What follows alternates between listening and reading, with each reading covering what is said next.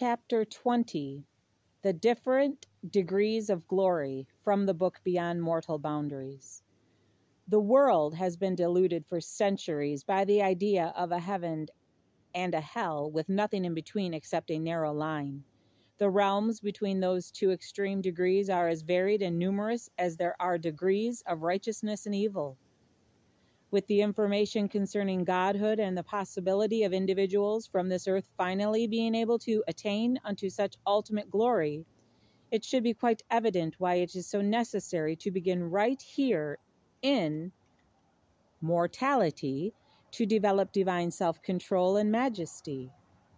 The only thing that really matters in eternity is not what one knows or has or professes to be, yet only what he and she is. God-like virtues and qualities alone can make one godlike and prepare him and her for dominion and rulership among the high hierarchy of heaven as he and she travels the sacred highway of the gods, this road to Sion, or to the complete purification of the heart. This straight and narrow way that leads to life eternal is the one that one need never die. Yet to live forever without a goal or a purpose is meaningless nonsense. Only those who overcome and are truly born of the Spirit can possibly become co-heirs or joint heirs with Yeshua Christ.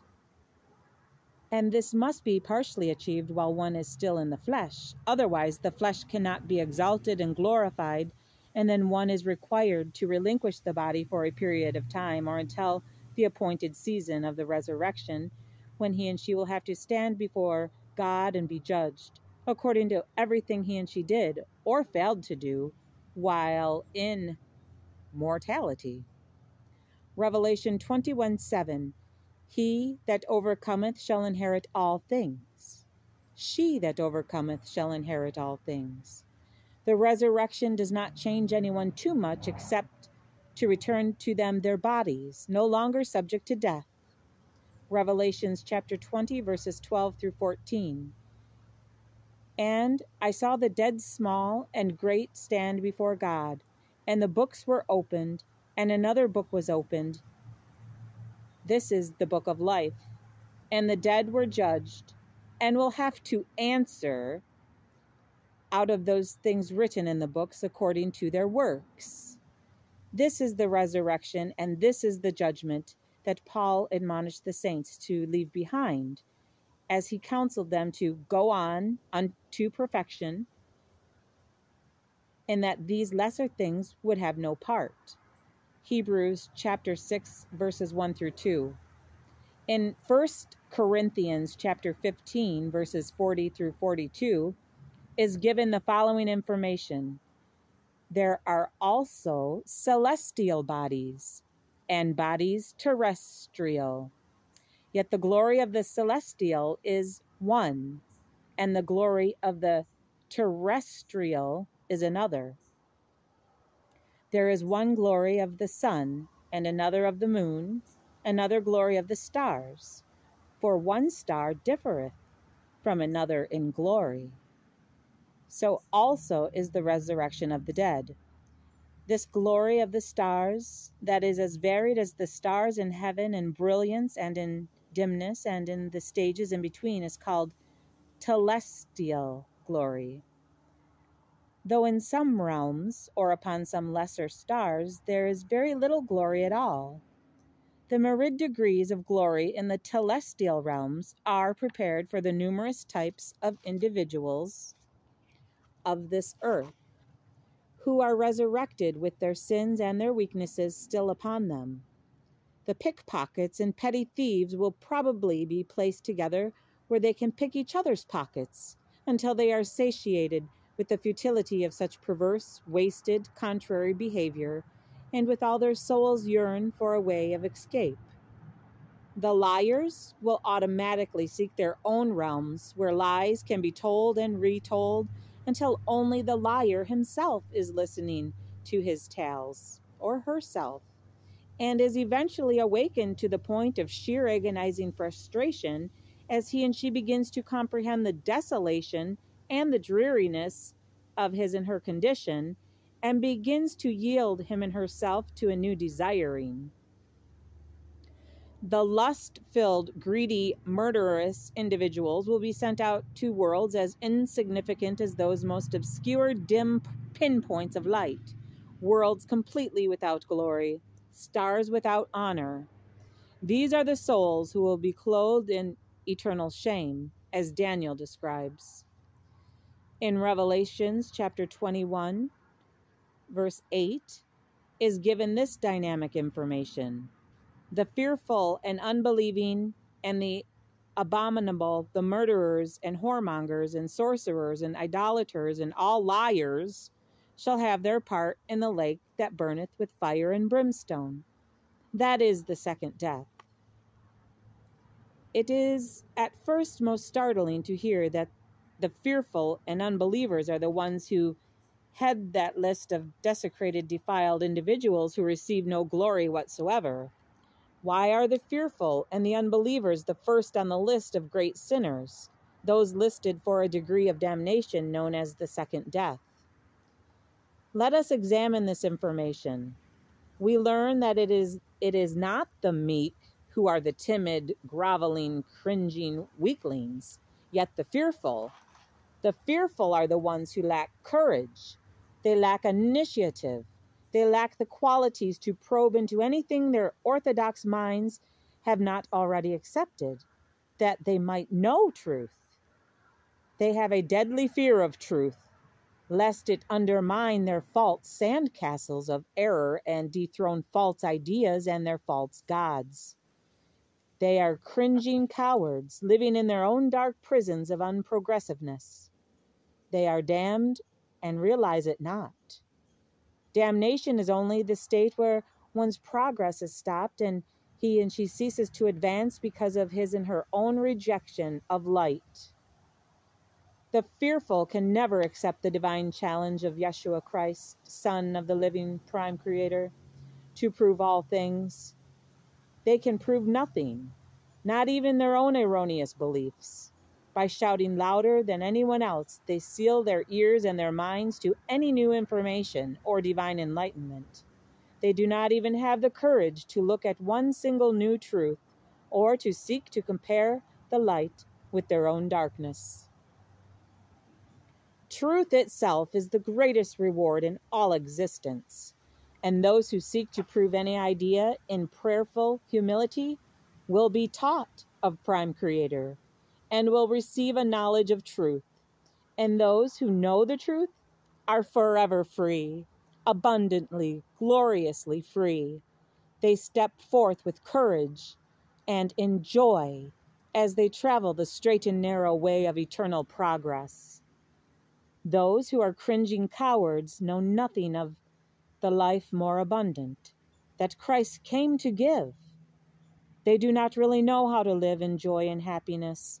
They are bound by every conformity and by their lack of confidence in Prime Creator or in Prime Creator's powers to protect them from evil. How can they trust Prime Creator with all their hearts when they trust only in their own understandings?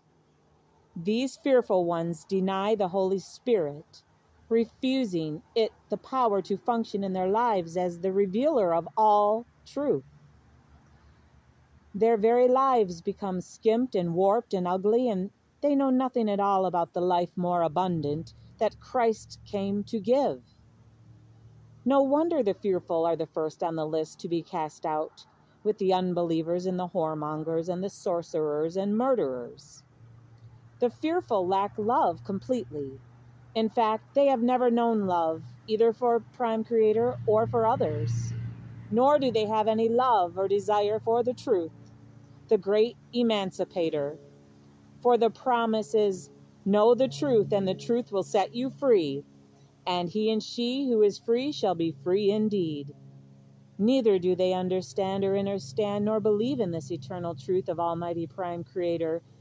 Perfect love casts out all fear.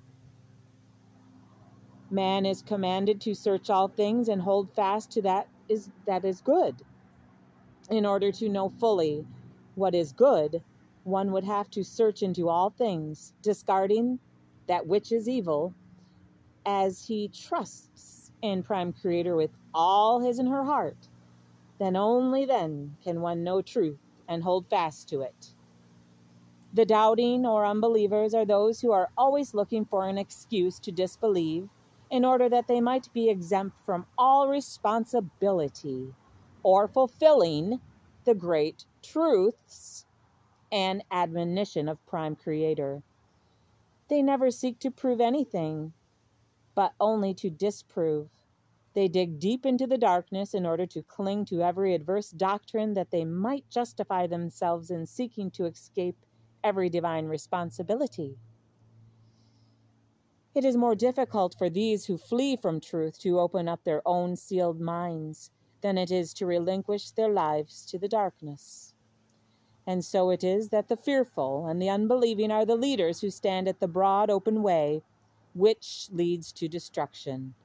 And giving their full allegiance to that broad open path of darkness, they stand insisting that the entire world enter therein.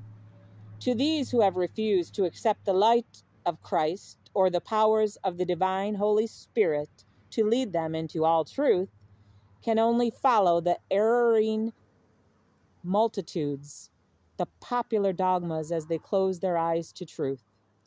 Only in mass conformity can they feel secure. These are the weaklings and the cowards, not the meek. Behold, I come quickly, and my reward is with me, to give to every man and woman according as his and her work shall be, or rather has been. I am Alpha and Omega, the beginning and the end, the first and the last. Blessed are they that do Prime Creator's commandments, that they may have right to the tree of life, and may enter in through the gates into the city. For without are sorcerers, whoremongers, idolaters, liars, and whosoever loveth and maketh a lie. Revelations 22, chapter 22, verses 12 through 15. This quotation and the previous one telling of the second death are both from the book of Revelations, and each verifies the other and substantiates the dynamic truth that there will be many who will come forth in the resurrection without any glory whatsoever. Revelation is very symbolic, the book. Daniel verifies this fact in the 12th chapter and the second verse of his sacred work as follows. And many of them that sleep in the dust of the earth shall awake, some to everlasting life, and some to shame and everlasting contempt. Then we have this beautiful record of Christ's prayer. Now they have known that all things whatsoever thou hast given me are of thee. For I have given unto them the words that thou gavest me, and they have received them, and have known surely that I came out from thee, and they have believed that thou didst send me. For them I pray not for the world, yet for them that thou hast given me, for they are thine. John 17, chapter 17, verses 7 through 9. Always there have been the rewards and the penalties attached to every action, and yet there are still many who see not, and who believe not the words of Prime Creator, but accept rather the devil's doctrine that all will be redeemed with equal glory through the atoning blood of Yeshua Christ, regardless of what they did or did not do in this life. And such make God a liar and make his word null and void. Each and every soul will be exalted or retarded in his eternal progress and her eternal progress, according to his and her own desiring and fulfilling, as he and she lives according to the cravings of the flesh, or according to the righteous desirings of his own inner soul. Then this word stands forth in a promise of eternal meaning. The meek shall inherit the earth. Not the unrighteous, not the proud and selfish, not the wicked, not the lustful, or the dangerously greedy, or the profane.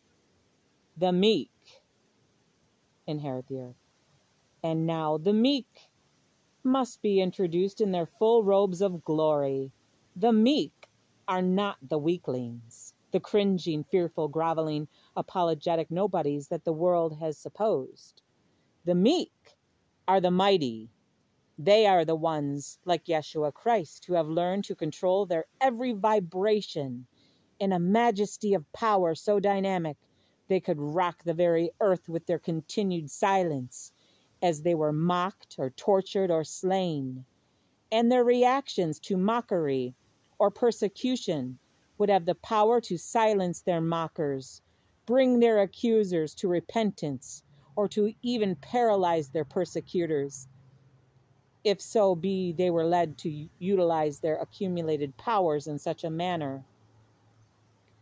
Regardless of how they use the overwhelming strength of their controlled righteous vibrations, cancel, clear the word used. Regardless of how they utilize the overwhelming strength of their controlled righteous vibrations, they would themselves be masters, standing unharmed, uninjured, and divinely powerful, as they would hold their silence, even as Christ did at Christ's trial. They would have the power to radiate only the glory of released love. And this is majesty. This is meekness. And such as these will be the inheritors of this earth when it is glorified. Christ's atonement was given as a gift of choice. It is the glory of man's free agency to receive or to reject. He who desires that gift of redemption and he who seeks for the eternal blessings connected with it also is proving his life in the promises and in Prime Creator and in Yeshua Christ and in all the teachings that are involved in such a glorious privilege. There is another prophet's words concerning the resurrection, states, and in the resurrection, those who are filthy will be filthy still, and those who are unhappy shall be unhappy still. Death and the resurrection does not change a wicked person into a saint. Each individual will indeed be held accountable for the deeds done in the flesh, unless he and she overcomes and sanctifies his and her body and follows Paul's admonition to go unto perfection. Go on unto perfection. Or as Christ commanded, pray for those who despitefully use you and persecute you, that you may be perfect, even as your mother, Father in heaven and on earth are perfect. In this great command is given the law of perfect forgiveness, the law of being forgiven, the law of utter glory, and none have ever believed in it. Paul gives this positive statement in 1 Corinthians chapter 15. Behold, I show you a mystery. We shall not all sleep or go through death, yet we shall all be changed. In a moment, in the twinkling of an eye, at the last trump. For the trumpet shall sound, and the dead shall be raised incorruptible, and we shall be changed. For this corruptible must put on incorruption, and this mortal must put on immortality, etc. This scripture has been utilized to help justify the false belief that all will be resurrected into a status of eternal glory. This is not so. When one fails to utilize the privilege of his and her own purified desiring and fails to overcome the evils of his and her life, they overcome him and her, those evils. And those very evils bring on the full power of corruptibility as disease or old age or some dreaded calamity finally lays him in the grave. Or her. In this way, one carries his and her mortal, corruptible body with him into its fullness of corruption right on into death. And the body is placed deep in the earth, sown in corruption, for the wages of sin is death. Thus, the wages of his and her sin and failure to overcome and fulfill all righteousness is truly complete corruption. When anybody is brought forth from the grave. Any body is brought forth from the grave. Through the power of the resurrection, it cannot again be destroyed by illness or by death, though that individual, as Daniel declared in his 12th chapter, may only be resurrected to eternal shame, not into glory, though he does receive a body that cannot again put on corruption or the diseases of the flesh. The erroneous doctrine of complete purification and glory for every evil, wicked, abhorrent sinner is totally without scriptural foundation. Often those who have looked only at the words, and these words are WHICHKILLETH,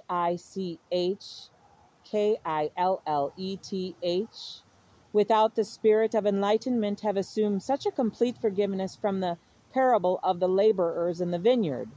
Those who went to work at sunrise and worked all through the heat of the long, arduous day, those who went to work the second hour, and the third and the fourth, etc., until the last hour, and those who worked only that one short hour in the cool of the day, yet received a full day's wages. Those who put such a meaning on this parable are without understanding.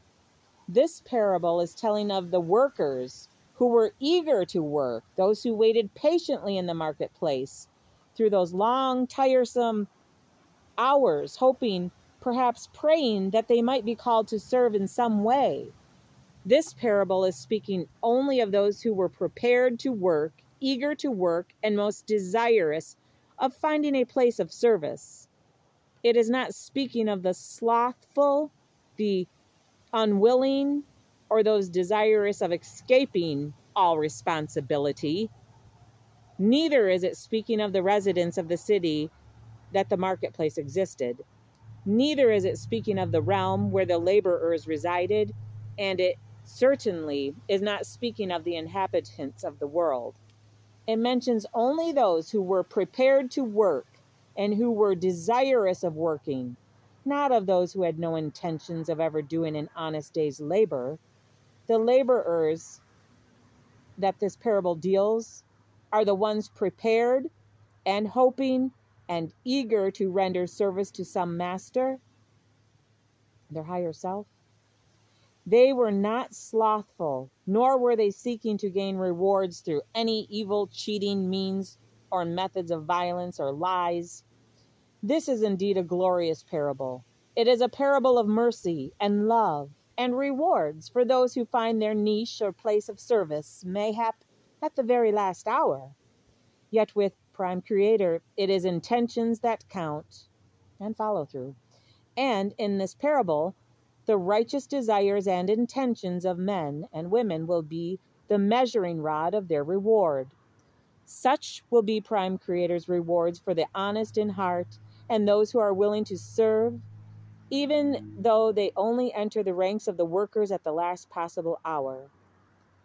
Justice is for those who die because they did not overcome while in the flesh, and each of these will be judged according to his and her works. And even the worst sinner will acknowledge that Prime Creator's judgments are just, and that the rewards or punishments were according to their merits, even though they are cast out of the city with those who have no part in glory or in rewards. Mercy, M-E-R-C-Y, mercy, is for those who overcome, even as Christ overcame. Mercy is for those who love Prime Creator with all their hearts, souls, minds, bodies, and strength. These will receive mercy, insomuch that their sins, though they may have been as scarlet, will never come in remembrance before Prime Creator. They will even be blotted forever from the memory who committed them to he and she who overcomes. Those who overcome will inherit the highest degree of glory, for they will have done the works that Christ did, the works of overcoming. Thus they will be co-heirs, yes, joint heirs with Yeshua Christ, or be co-equal with Christ. And only those who overcome while in this life have any such promise. This divine pathway of overcoming is the divine highway of the gods. And as Isaiah proclaimed, only the righteous can travel it. The wicked can never cross over it, though a fool need not err therein. Isaiah chapter 35. For the multitude who will have traveled that broad open way of corruption and sin that leads to death or to destruction, there is awaiting the resurrection and the judgment. Paul, however, in Hebrews chapter 6, verses 1 through 2, admonished the saints to leave this doctrine behind, as they would go on unto perfection. In perfection is the fullness of overcoming. Neither the resurrection nor the judgment have any part. Those who travel the straight and narrow way of overcoming, this is the works that Christ did, will have overcome all things, even death. For them there is no judgment, and their bodies, having overcome sin, brings on corruption, and death will have no need of the resurrection. For them there is nothing except glory, just everlasting glory. For when Christ appears, they will be like Christ, and everyone who has this hope purifieth himself, herself, even as Christ is pure. Herein are stated the eternal truths of progress and of divinity and of godliness, and the absolute knowledge that our mission in life is to glorify Christ in majesty and humility, in the perfection of love, and in the perfection of our hearts, until we too overcome, even as Christ overcame. Then only can anyone go on to do the greater works, or to receive the highest degree of celestial glory.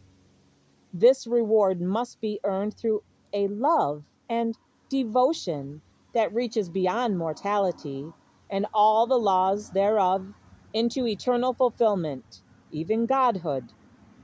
Mortality itself is a condition halfway between the highest heaven and the lowest hell.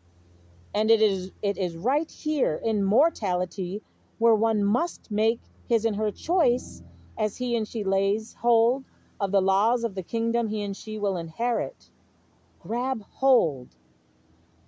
Those who approve Christ's sayings only as they nod their heads in acquiescence to these glorious promises and laws, yet do not live by them or fulfill them, are truly only deceiving themselves, and in doing so, overcome nothing at all. They are still just grubby mortals. Even the devils believe and tremble. He who breaks every mortal law has only qualified himself for an existence with the lawless. She who breaks every mortal law has only qualified herself for an existence with the lawless. The lower the laws an individual lives by, the lower will be the realm to which he automatically is consigned when the judgment or future assignments are made. Each man, woman is going to be judged out of the books or out of the record of his own doings, undoings or misdoings, according to his and her works, or lack thereof. This is not the parable of the workers in the vineyard. This is the eternal truth and reality of the judgment, and no man can change it. It is irrevocable. It is justice, and it will be the great judgment in action, for it is Prime Creator's, and Prime Creator is just, and so are Prime Creator's judgments. However, the laws of Prime Creator are eternal progress. This is the power of Christ's glorious atonement. When the wicked mayhap from the lowest depths of hell, which in itself is only a condition of burning regret, have paid the uttermost farthing of their debts to Prime Creator and to humanity, they will eventually be released to receive new opportunities as they slowly evolve from their stations of remorse into new paths of progress. Yet they can never, worlds without end, inherit the same degree of glory that the overcomers inherit, because without any delays or retardments to restrict them, the co-heirs with Christ, go on without delays or restraints into the realm of godhood, and worlds without end, the others can never catch up. They may reach a high point of glory in the eternities, yet always the overcomers will be far, far ahead. There are saints and there are sinners, and there are rewards and there are promises, and there are judgments and condemnations. And he and she who denies these conditions denies his and her own intelligence and the wisdom and the truth of Prime Creator. If one can prove that any child who refuses to abide by the laws of learning can receive a degree of higher qualifications, then that one only proves that all efforts are wasted and in vain. All love is non-existent or squandered, and all promises and rewards are a lie and worthless.